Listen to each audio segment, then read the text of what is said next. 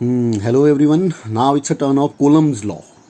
Coulomb's law in electrostatic जो होता है वो आपने पढ़ा होगा. That is for static charges as well as point charges. Point charges at first point charges क्या होते हैं देखिए.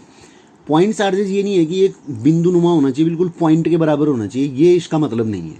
इसकी डेफिनेशन ये है कि अगर बहुत बड़े चार्जेस भी हैं, लाइक आप बहुत बड़े ले लें, फुटबॉल की तरह का कोई एक चार्ज है इतना बड़ा, तो दो चार्जेज हैं, उनके बीच की अगर सफिशिएंट डिस्टेंस है. मैं आपको एक एग्जांपल बताऊं, अगर अर्थ को और मून को ले लिया जाए ना, तो उन दोनों को भी हम पॉइंट चार्जेज के रूप में ले सकते हैं, because the distance between them is sufficient. उनके बीच की डिस्टेंस बहुत ज़्यादा है.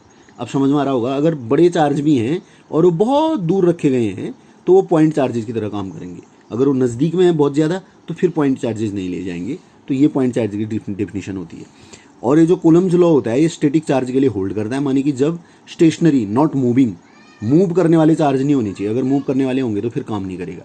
तो हमने मान लिया एक Q1 और एक Q2 चार्ज, दो चार्ज थे, दोनों को प्लस ले लिया मैंने. आप एक को माइनस, एक को प्लस भी लेंगे, दोनों प्लस होंगे तो रिपल्शन फोर्स लगेगा, एक प्लस एक माइनस होगा तो अट्रैक्शन फोर्स लगेगा. इतना ही अंतर है और कोई अंतर नहीं है. इन दोनों के सेंटर्स के बीच की डिस्टेंस हमने ले ली r. तो कूलॉम का नियम कहता है कि द फोर्स ऑफ अट्रैक्शन और repulsion, electrostatic force of attraction और रिपल्शन जो भी लगेगा, अभी यहाँ पर रिपल्शन लग रहा है, that is directly proportional to the product of the point charges Q1 into Q2. पहला वाला Q1 ले रखा, दूसरा Q2, उनके प्रोडक्ट के बराबर. And inversely proportional to the square of the distance between them, जिसको इनवर्स स्क्वायर लॉ भी बोला जाता है. आपने ग्रेविटेशनल, यूनिवर्सल ग्रेविटेशनल लॉ पढ़ा होगा 9th में, तो वैसा ही है ये, 11th में भी पढ़ा था. तो F प्रोपोर्शनल टू 1/r². इन दोनों को कंबाइन कर दीजिए, F proportional to Q1 Q2 over r².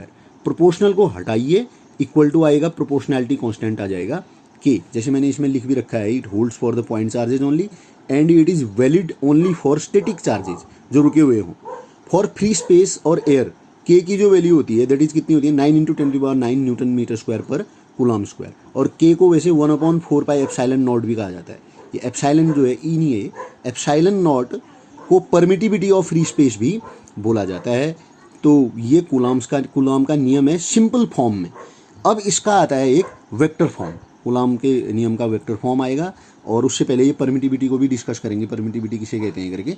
तो this is the Coulomb's law, जो है केवल मैंने बोला पॉइंट चार्जेज के लिए और स्टैटिक चार्ज के लिए होल्ड करता है, मूविंग चार्जेस के लिए होल्ड नहीं करता. और ये जो फोर्स है, एक और चीज़ मैं आपको इसकी बताऊं कि ये फोर्स जो है ये in the direction of the line joining the centres लगता है. जैसे रिपल्शन फोर्स, ये इस पर रिपल्शन लगा रहा है तो ये इसको इधर को लगा रहा होगा, इधर को, और ये इधर को. ये नहीं है कि ये इसको फोर्स लगा रहा है, रिपल्शन फोर्स, ये कहीं दाएं बाएं नीचे ऊपर को कहीं फेंक देगा, ऐसा नहीं. केवल किस डायरेक्शन में लगेगा, along the line joining the centres of the 2 point charges. ये भी इसकी वो होती है, मतलब कि इसमें कंडीशन है कि और किसी डायरेक्शन में नहीं लगेगा. तो आई होप आपकी समझ में ये आया होगा. फिर इसका vector form, permittivity, vector form आदि डिस्कस करेंगे, और फिर comparison of gravitational law and Coulomb's law, ये भी है आपके NCERT की बुक में. इसको पढ़िए तब तक.